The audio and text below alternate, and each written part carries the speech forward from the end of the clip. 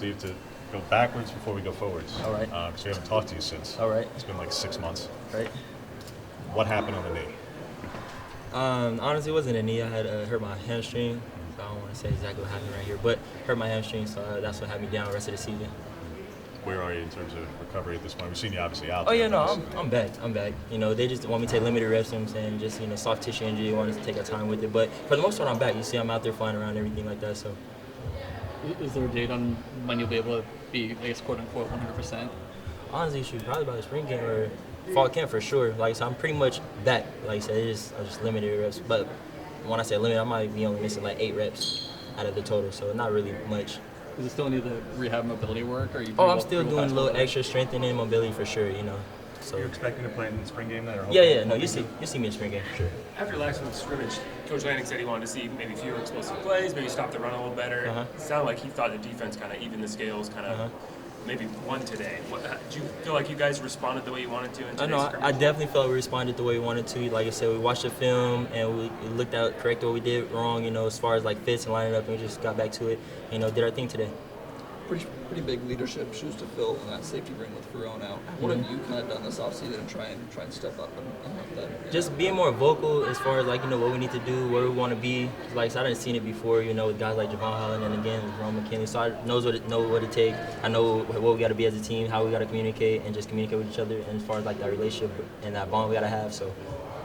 How did you assess your play last year? You obviously broke through with the starting role. Did you kind of go back and look and maybe find some things you wanted to work on? Oh, for sure. There's always going to be something that you could, correct and fix yourself on, just different things like that. So just watching the film and just, like I said, just honing in on what you did wrong and then just get into it. What's been the learning process of this defense in particular? Because, you've been here for a while now, so this is, I think, your 4th coordinator, 3rd position coach. Just what is it like learning this particular system? So pretty much what it comes down to is just how good you know defense and not football IQ. So pretty much it's just coaches come in, a lot of defenses are real similar, just having different terminology to the new defenses, and then just pretty much just really just studying those new terminology and then just understand what everyone's doing. So having gone through it multiple times before, is this that much easier for you to actually pick up because you are older and you've been around, you've seen the various different concepts and terminologies? So coming from being a freshman and up to now, you kind of learn how to study and learn how to watch film, and just for just building those good habits, and then up to this point, just like I said, just gets easier and easier as time goes on. You just get smarter and just.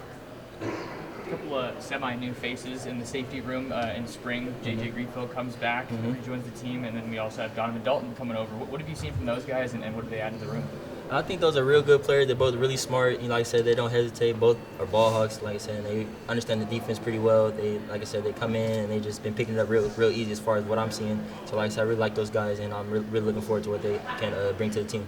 What's it been like running in this defense with Tosh 2.0 and Lanning, and how have you seen yourself been used? It's been real fun so far. Like I said, it's a lot of great football minds that came here. Like I said, they got Tosh, you got Coach Lanning. It's just a lot of great football minds. Even Coach Powell. So like I said, it's just been real fun, just learning from all these different guys and just learning the defense, just understand what we got to get done. And like I said, it's been fun because like I said, these guys have seen it all. They put out first-round draft picks. They won national championships. So we're looking forward to what they could bring to the table. So I'm all in. Do you look at yourself as do you have a preference at either boundary or field? No, I don't have a preference. At the end of the day, just in the room, you just got to be a safety. The more you can do, the better you are. So like I said, I'm learning both sides free, and I'm learning boundary. So like I said, I just want to be able to play both, and even just learning the nickel roll, the dime roll. Like I said, I just try to take notes on everybody's position so I could be available wherever they need me. Have you been working with Lori then with some of the nickel stuff? So earlier on, I was talking to him a little bit here and there, but pretty much I was taking it upon myself, just film study, just seeing what they do, just learning their different techniques, terminologies, and what they got to do. But you're not like with Bennett jumping in the different rooms? Yeah, no, not like Bennett. Not like Bennett, but I wouldn't mind doing it. Whose tape then are you, like when you were looking back at coaches' film from their previous stops? You looking more at Georgia stuff, look at Baylor stuff in particular? Who are some of the guys you're looking at? So again, like I said, so it seems to me like on the East Coast, a lot of those teams, they kind of run similar things.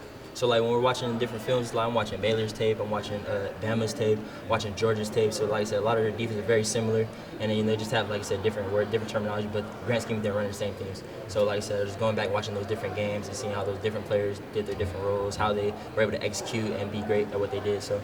One thing that is a little different with these guys is simulated pressure, and in particular from what they ask of the safeties, and just getting more involved. We saw Verone certainly blitz last season, but at the same time, it's always, you guys want to get in the backfield. You don't have that many opportunities to do it. So in learning about the simulated pressure and the aspects of it that will ask the deep safeties.